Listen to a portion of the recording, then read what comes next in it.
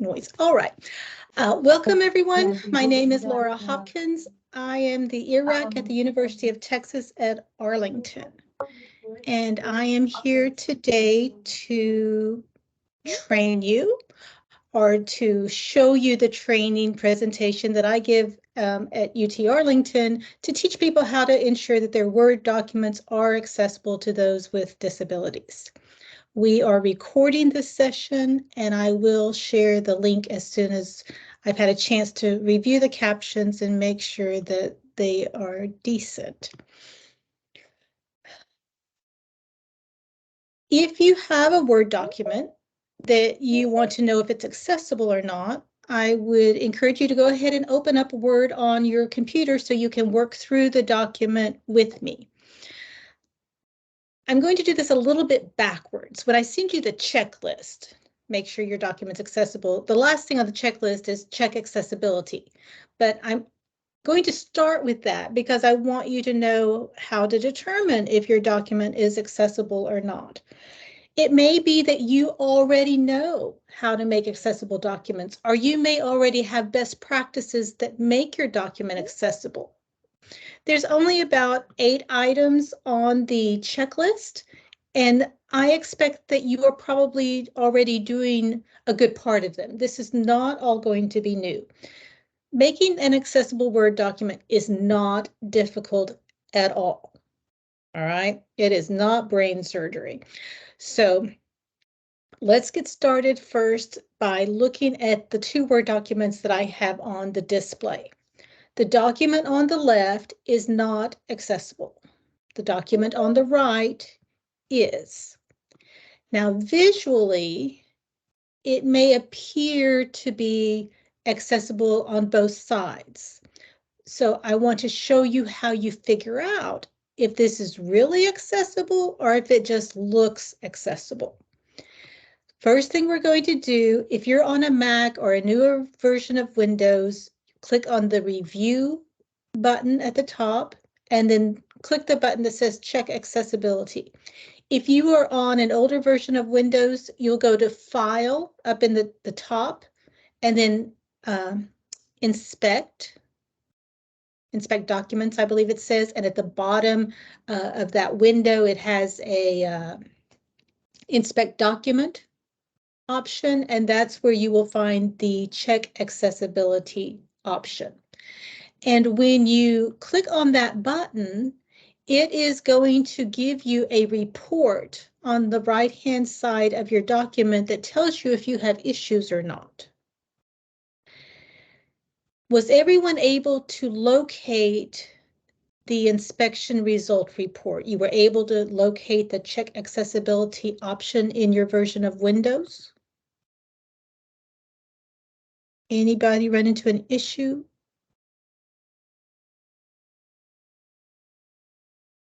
Okay, so if you have errors, obviously that's something you're going to need to fix. If you have warnings, it is most likely something you need to fix. There's also a second check you have to do. So I'm going to close my inspection results. This time click on the word View. It's right beside Review. And then check the box that says Navigation Pane. It opens a new pane to the left of your document. Select the second choice, which is the Document Map button. And what you will see here in my file is that it is empty. Well, that's bad because I obviously have visual headings. These are fake headings. If you click on the outline button, you'll see that everything is in the first position. There are no heading levels like in H1 and H2 and H3, which are extremely important.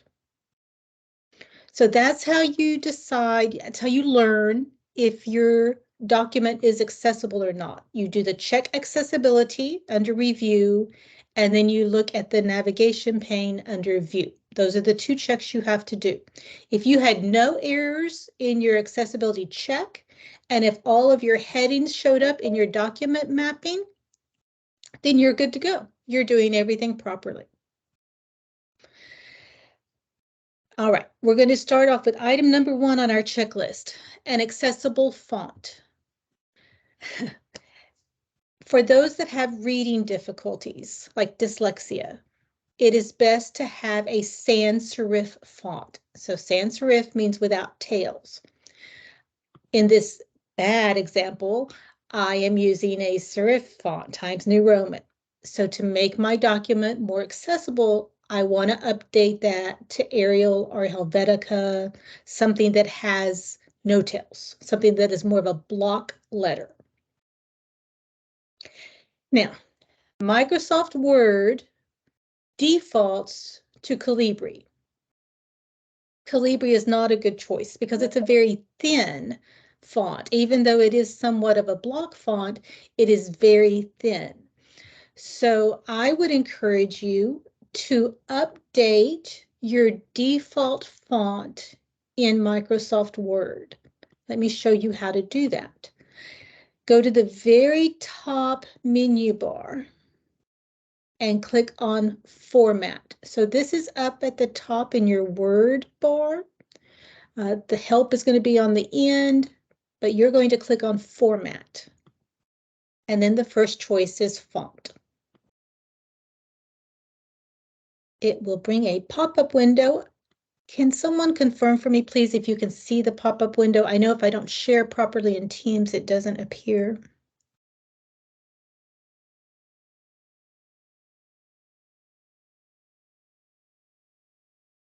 Yes, okay. We can see it. Great, thank you. So this is where you set your default font. So decide what font you're going to use as your default. I recommend Arial. And then click OK. And then that will be your default font. Now, 20 is kind of large for a default. So I have now set my default. Normal font is Arial 12 black. That way, every time you open Word, that's going to be the default. And you won't ever have to worry again about, hey, I wonder if my font's good. You'll just know that it's good. All right. So that's item number 1 on our checklist. Pick a good font. Any questions before we move on to item number 2?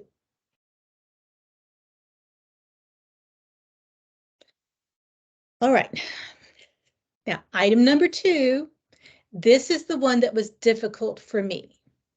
Could I have a show of hands or a thumbs up if you already use the Styles button in Word? And when I'm talking about the Styles button, it's these buttons right here. Or if you click on the Styles pane, the buttons appear to the right. All right, so a few people are raising their hands. Okay, you are ahead of the curve. You must use Styles to make an accessible Word document if you're creating a document that has headings. If you don't, you're creating fake headings.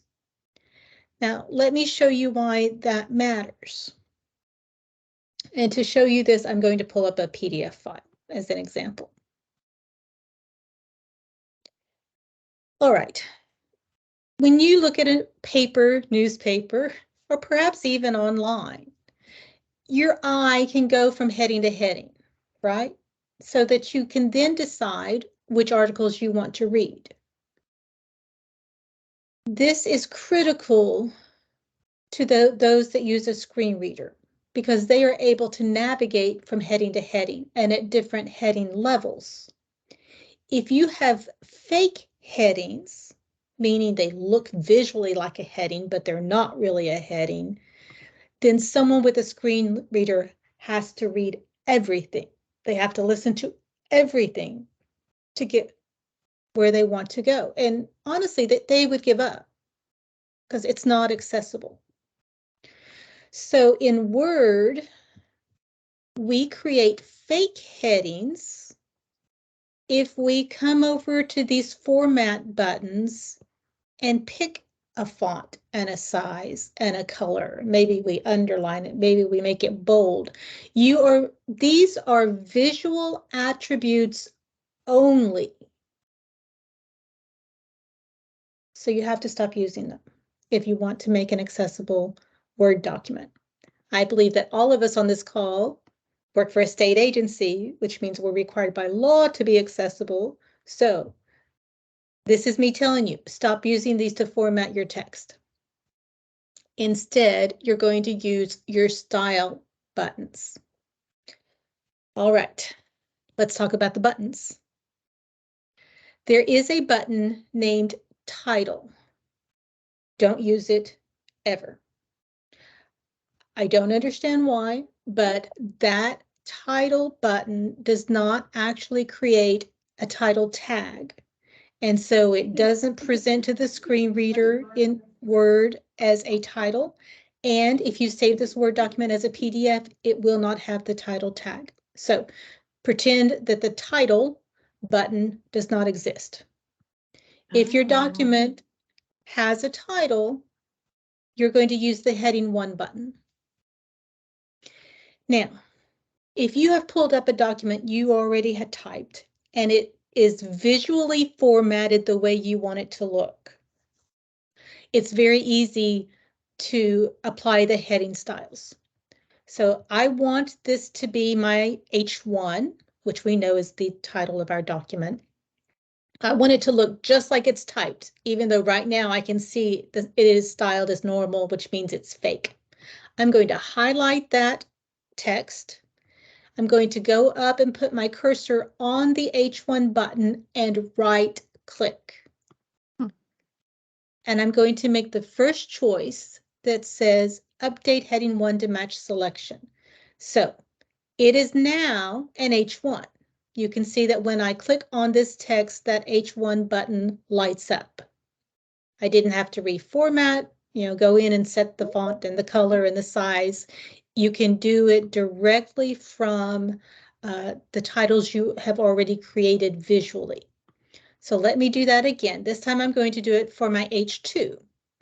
One more note about H1 before I move on. Almost always, your document will have only one H1, only one heading 1, because most documents only have one title. We would only expect to see multiple if it was an extremely large document, perhaps a year-end report or something along those lines. But generally, you are going to have one H1. So now these section headings, the next level down is an H2, right? They have to go in order. So I can see by looking at this H2 button that it is formatted in blue, and I can see what the font looks like. Let's pretend, I know we would never do this, but let's pretend I actually want it to look the way it looks right now. And we wouldn't ever do this for real because we wouldn't use orange, but let's pretend. So I'm going to highlight that text. It looks the way I want it to look, but instead of being tagged a normal text, I want it to be tagged heading 2. So I'm going to right click and say update heading to match selection. So now, see how it's updated and it's orange now? So now all I have to do is highlight these headings and hit that button, and now they're formatted properly. Let's just check and see what this looks like under View and Navigation pane. Now when I go to the map, I have sections. A moment ago, this was empty, right? All right, that's my first right for the day. For those of you who didn't hear the conversation earlier, when I was captioning the meeting I hosted earlier in the week, I learned that right is my crutch word. I said it about 1,000 times. My apologies to everyone. But this time it worked for what you were talking about, so we're not dinging you. All right, thank you. Now, let's say you I realized that I do not want to use an orange font on this document for this heading. You do not have to edit every heading 2 that's in the document. All you have to do is update your button. So this time, right-click on your button and select Modify.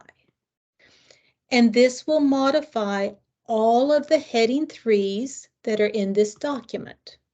And I'm going to change the font too, just for grins. See how it did that? So it's very easy to change the look of your entire document in just a couple of clicks. Now, here's a side benefit. If you are using real headings, you're using your styles. That is what allows you to insert a table of contents. So if you go to References and then Table of Contents, which is the first button, it will use those headings and those levels to create your table of contents. And it will also, you can update it automatically if you want to. I'm going to delete this. All right, I'd like to open up the discussion to talk about styles. I'm going to catch up just a second on the messages in the chat.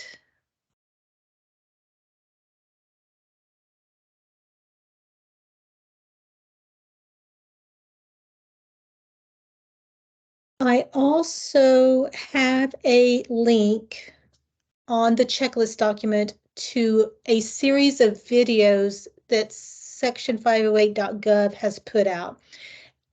They have broken down the word accessibility training into a series of about 3 to 4 minute videos. And I watched the styles video this morning just to make sure, and it is very well done. So if styles is something that is new to you and you feel like you need it reviewed again, please follow the link that will be provided. It is a good resource. And you're always welcome to call me, email me, reach out through Teams, whatever works for you. All right. Any hesitation before we move on?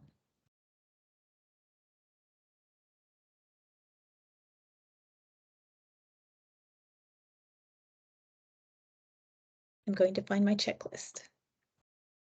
All right. The next one is very easy.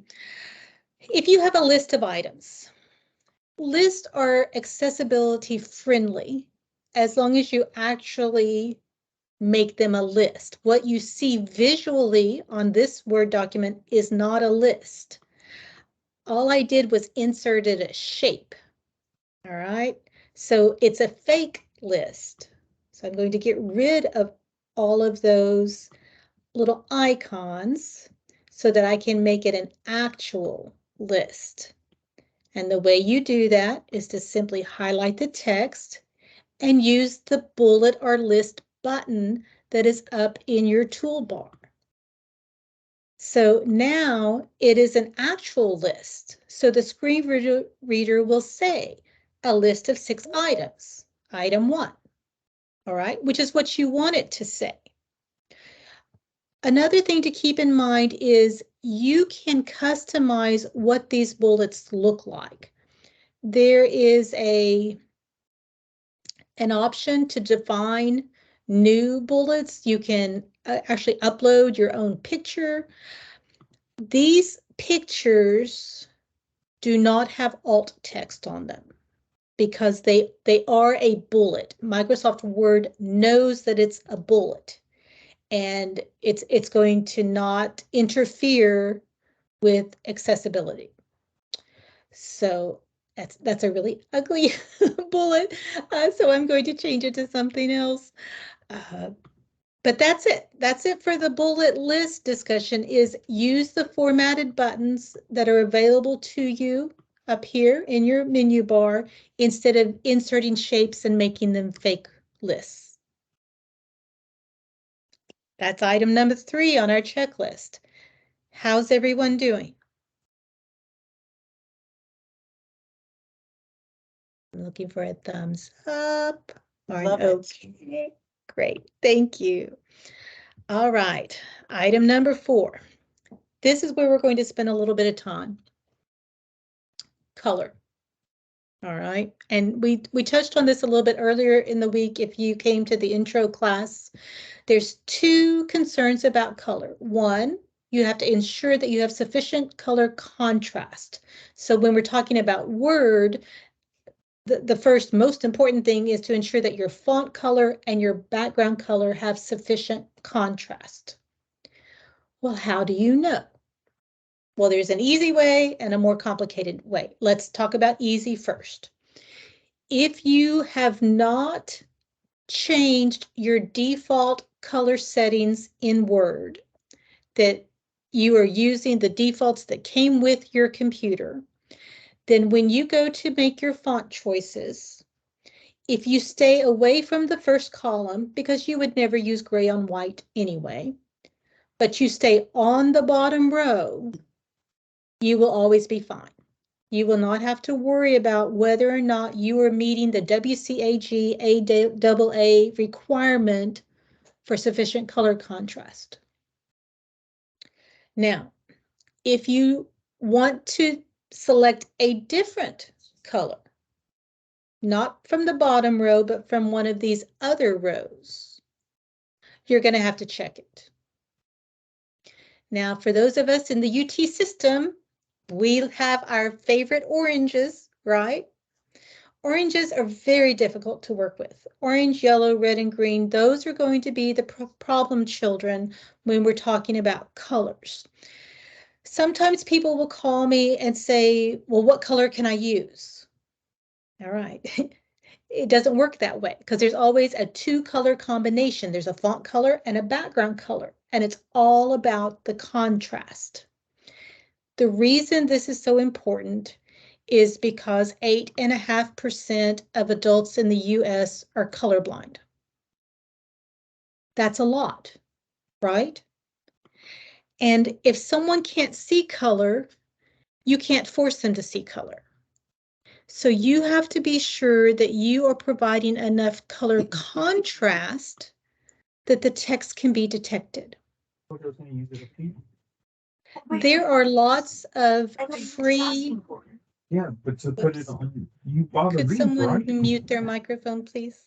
Sorry, I thought you needed it with the duct tape for some reason. No.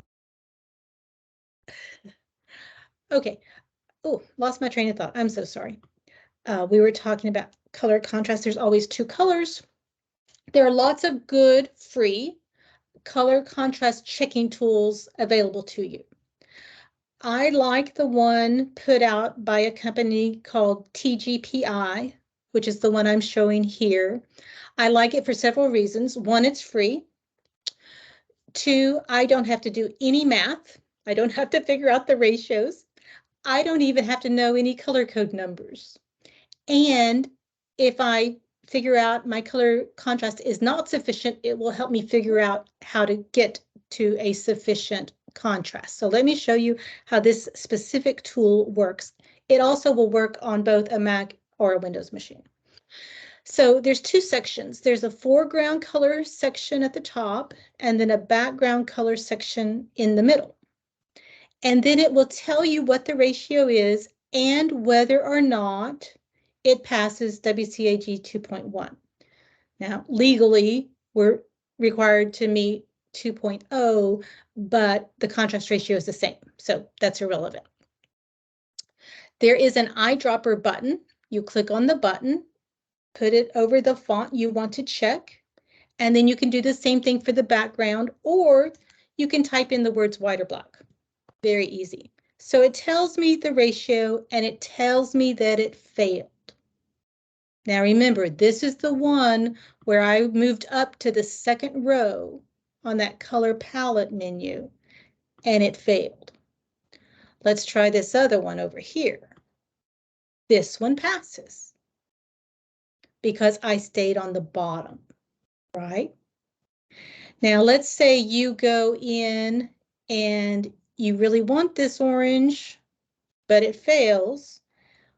How far do you have to move that color code to get to compliance? Well, if you start moving these circles back and forth, you can find out. I think this is the appropriate time to mention that our legal requirement of a minimum contrast of 4.5 to 1 is the floor, not the ceiling. It's not like a speed limit where the state has said this is as much contrast as you can put out. No, this is the floor. 4.5 to 1 is the bare minimum by law that we are required to provide. If you're using black text on white, the color contrast is 21:1. So 4.5:1 is not very much contrast. I have a coworker who specifically has a color blindness related to the red shades. And even if I am at 4.5:1, he still can't see it. So keep in mind, yes, 4.5:1 is your legal compliance mark, but I'm going to ask you to do better because you will still have clients, customers, coworkers, in our case, students, that won't be able to read the text. So strive for 5.5, 6.5, 21:1, right? You can do better, but 4.5:1 is our legal requirement. All right, let me pause for a moment. Any questions, comments?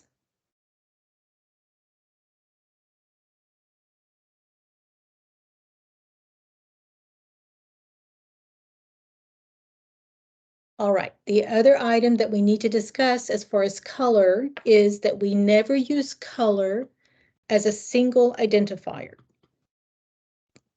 Just imagine that you are sitting in a meeting and your coworkers are with you and your manager is at the front of the room and they are presenting a PowerPoint and it's a series of slides. And maybe it's about different projects or different departments. But on every slide, that manager has a circle. And in that circle, it's a color. It's either red or it's yellow or it's green. And that is visually indicating to the audience that can see color if that project is on budget, if it is on schedule, or if the color is red, it is over budget, it is behind schedule, that kind of information. So just imagine you are the person that can't see color. I shared a YouTube video earlier in the week with my campus named One in Every Room. And because of 1 in 12, you should assume that there's at least one person in every room that has color blindness. And so it is very important. But if I'm the one in the room that cannot see color, but my coworkers can, as soon as that slide pops up, they know if that project is on budget or on schedule, and I don't. And even though I'm reading that slide just as fast as I can, trying to figure it out, if I get called on, it may appear that I'm not very bright, or that I'm lazy, or that I'm not paying attention. And none of that is fair because they did not give me the same information they gave everyone else in the room. So it is very important. So instead of using just colored circles, use a green check mark that's a dark evergreen, go towards the brown scale.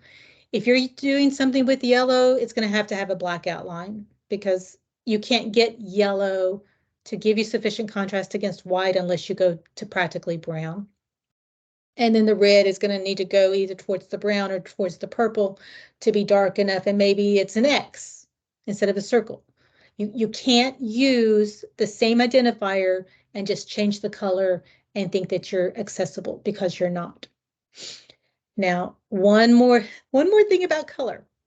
If you are typing a Word document and you decide to put in a URL, automatically Word will change it to blue and underline it. Don't break it. Okay, that is good. That is sufficient contrast, and the underline indicates that the color has changed.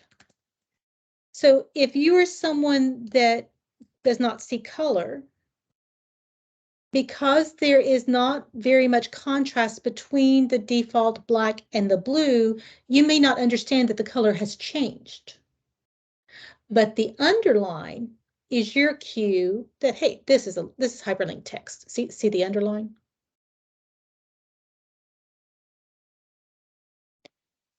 In PowerPoint, it will do the same thing, but it actually will not let you remove the underline. In Word, it will let you remove it. Please don't, because now you broke it. Now it is not accessible. All right, questions?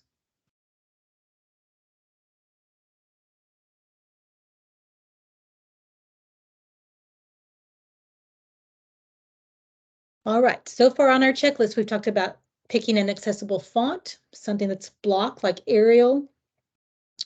You must use your styles buttons instead of using fake headings by using the visual format buttons over on the left.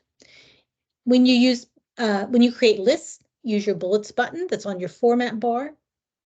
And under color, you're going to always ensure that you have sufficient color contrast and you're never going to use color as a single identifier. Now, we have 4 items left. Let's talk about alt text. If you put an image in Word, and this might be your logo in your header, it might be a figure, a picture, something you screen clipped, it's an image. And you can select it, right? You just left click on it to select it. Adding alt text is extremely easy. It's a right click. Right click on the image. If you're on a Mac, that's a double tap. Make the selection View Alt Text. The pane will appear to the right of your document, and you can either type in your description or you can mark it as decorative. Now, don't be the person that marks it as decorative because you don't want to take the time to type in alt text. That's not being accessible. That's like a fake heading, right? If you do not put in alt text and you do not mark it as decorative, the screen reader knows it's an image. It's going to say image. And then the person that's trying to get this information knows they missed something. There's something there. They don't know if it's important or not because you didn't tell them. Writing alt text can be tricky. I have worked closely with a young African-American woman and an older white man, and they are at opposite ends of the spectrum on what they like in their alt text. He wants the bare minimum, just what is absolutely critical, otherwise leave me alone. She likes more information. She likes it if the picture is trying to invoke a specific mood. Maybe it's students huddled around laptops and mugs of coffee and there's steam rising from the coffee cups. You know, she likes that information. So you have to really be careful. It is unlikely you will make everyone happy all the time. So accept that. Minimum rule, if it's critical information, it must be in the alt text. If it is a graphic of text, the text needs to be in the alt text. Other than that, you're just going to have to use your best judgment. If you are going to send out a constant contact holiday email to everyone in your agency, so you've set up a black or dark blue background and you've put 50 snowflakes across it, do not put alt text on every snowflake. That would just be painful. No one wants to listen to snowflake 1, snowflake 2, snowflake 3, snowflake 4, right? No one. So on the first one, put the alt text a background of snowflakes and then mark all the others as decorative. So when it makes sense, be sure to provide the information as concisely and succinctly as possible. When you are typing acronyms, for instance, on our logo, UTA logo, right?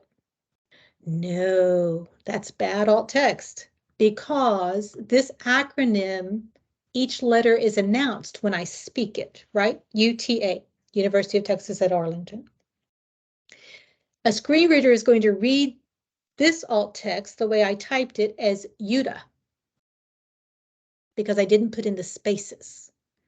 So if you are using an acronym where you actually would speak each letter individually, type it with the spaces. So that's the way it will be read. If you use an acronym where it is announced as a word, for instance, at our campus, we have the SAR Center, SAR Center. I would type that without spaces because it is said as a single word. All right, is that true for inline text as well? Inline text. Nathan, I'm not sure what the question is. Maybe we should get together at the end of the call and delve into that a little bit more. No, regular text in a paragraph, it is fine because things like UTA are actually a trademark, a copyright. It's copyrighted, right? So it's not ideal. It's just the way life is.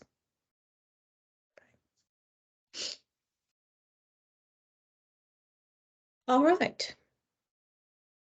Would anyone like to have any more discussions about alt text? Yeah, if you want, we can have an entire session on writing good alt text. To me, Let's talk about, go ahead. well, with me, what I was always told, well, I gathered from taking up various webinars and training, it comes down to what they would either call RNC or CNR, concise and relevant. So, because you got to be relevant to what is being talked in the paragraph, concise as best you can. Right, right. Thank you, Cindy. Okay, let's talk about tables. We're nearly done. And I know not everyone has to mess with tables in Word, but in case you're someone who has to put tables in Word, I want to show you how. Not only is it critical for the Word document to be accessible, but if you save this as a PDF, if you format it properly in Word, it will have the proper tags when it's a PDF. So there's two things you have to do. I guess I should show you how to insert a table just in case you've never done it before. Click on the word insert next to your home button, and then you click on the table, insert table button, and you can select how many rows and columns you would like to have on your table. If you didn't add enough, because you didn't know when you started how many you needed, that's fine. Just right-click insert, and you can insert additional columns and rows, or you can delete columns and rows. So it doesn't matter if you didn't know for sure how many you needed when you started. By default, it will have a check mark in the header row box. Leave it alone, right? I'm going to tell you often, just don't break it, right? Microsoft is really trying hard to be accessible. So they're trying to help you get off on the right foot. So there's two things we need to do. First, we're going to update our header, highlight our header row. Now, I should back up just a second. You should never use a table as a graphical design for your layout. Tables must only be used for data, and tables should have a header row. If you're trying to use these table boxes to lay something out visually, actually draw shapes and mark them as decorative so they don't interfere with the person using the screen reader. If you need help with that, let me know. I can walk you through it. So on our table, we have to do two things to make it accessible. We're going to highlight our header row, right-click anywhere on that header row, go into Table Properties, and we're going to check this box. Repeat as header row at the top of each page. Now, this is a 3-row table. It's never going to be on a page break, but checking this button will ensure that it's going to always have the proper header row tags. And if by any chance someone put in a page break or a carriage return and it got split between two pages, it's never going to be an issue. All right, so that's the first thing. The second thing we have to do on a table is right-click in this crosshair icon, upper left of your table, right-click, Table Properties, and the very last tab says Alt Text. Now, you are not repeating the data that's in the table. The screen reader is going to read the data. All this is a very short description of what kind of information is in the table. And you are only going to type in the title field. Anything you type in the description field will not be announced by the screen reader. So you could say a list of employees, email addresses, and phone numbers. All right. And even if this was 300 people in this table, that is the only description that you need.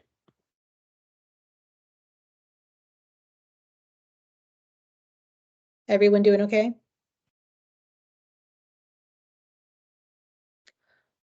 All right, we're going to do one more thing before we check accessibility again. And that is go up to File, up in the very top command line of your application. And on a Mac, you go to Properties, the Summary tab, there's a title field. And you want to type in a title in that field. If you are on a Windows machine, let me show you what it would look like. This is the checklist file I'm going to share with everyone.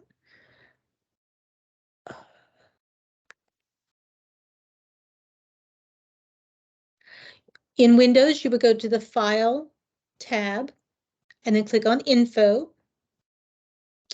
And then over kind of on the right-hand side under Properties, you're going to go to Advanced Properties, Summary tab, and type in your title. The reason that this is important is if you don't do that, if you save this as a PDF, it will kick out as an error that you have to remediate when it's a PDF. So just to ensure that this word, if anyone ever saves it as a PDF, won't have that error put in your title. Okay, so then we check. Review, check accessibility. So I have some items that are missing alt text, but I would never use these items, right? Because that was depending on color as a single identifier. If you have a warning that says hard to read contrast, you need to pay attention to it. I believe I have only had one time that Word asked me to check because it gave me a warning that it was not an actual error. So almost always, if it says, hey, we think you may have a problem, you have a problem. So pay attention to that. So this is the document that I created following all of these best practices that we went through. And this is what we would expect to see is no accessibility issues found. The second thing we have to do is check our view navigation pane document map to ensure that we have actual headings, not fake headings. Now, there's a blank line here that I would probably want to get rid of. I'd have to look into that. But generally, you know, I've got my outline, I've got all my indents, everything is in the proper indent and heading order. All right, we did that in about 45 minutes. So let's open it up for discussion. If there aren't questions, I could talk a little bit about how to make it an accessible PDF without getting too much into the PDF side of things.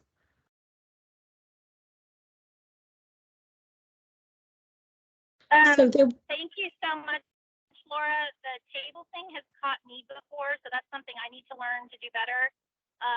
And then if we do have time to show the PDF section, that'd be great because I'm going to miss your training on that next week.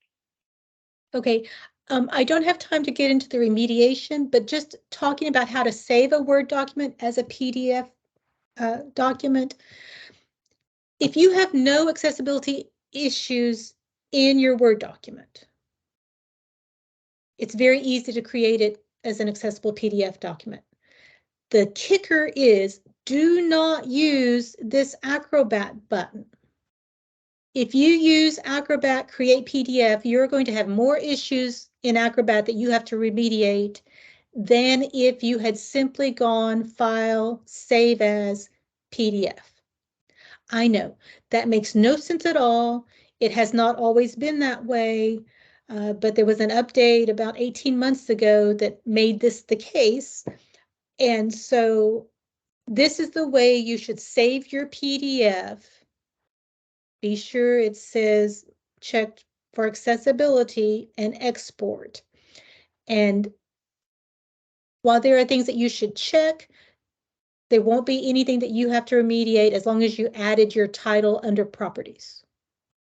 Okay, so getting from an accessible Word document to an accessible PDF document is very easy. It gets much more complicated if you want that PDF to be a fillable form. And so that's more where we're going to concentrate our discussions next time. Okay, Laura? Yes. There's a couple of questions on tables. Nathan is asking, he has a title above his table. Would that be better than having one in the alt text?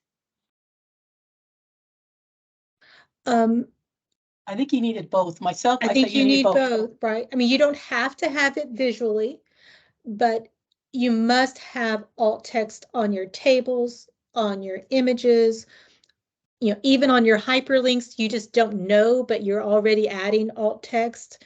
That's what this window is, this text to display, that's your alt text. They all have to have an alt text. So it may be repetitive of something that's already being announced, and that's okay. All right. You may want to look in the discussions because Patty Shannon also has an interesting table question. No header row. Cells are different sizes on every line. Each row and column can be different in different parts of the page. Any hints on how to help for those forms? Okay, so, and I should probably type up a document on this. So a couple of things about tables. You always, if you have more text than appears visually in a specific column, you want to turn on word wrapping. If you don't, it will announce by the screen reader overflow. So the person will know there is text that they don't have access to, or data that they don't have access to. So number one, always have your formatting set to overflow, which is simply your one of these buttons up here. Let's see, if you right click.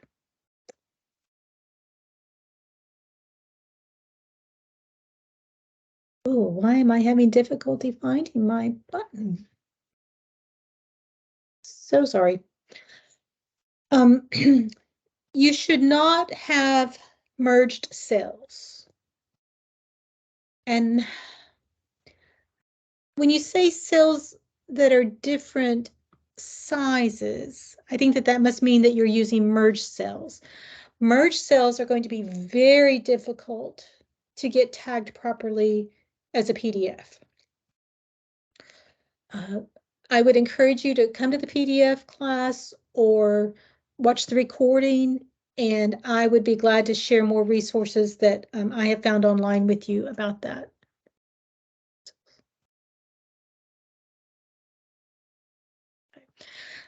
One thing that you'll see repeatedly when people are offering advice about best practices for tables is that often someone is trying to put too much information in a single table, where it truly needs to be 3 or 4 tables. And yes, it may take your Word document from 3 pages to 6 pages, but that's okay, because it is much more important that the document be accessible to people with disabilities than have it only print out as 3 pages.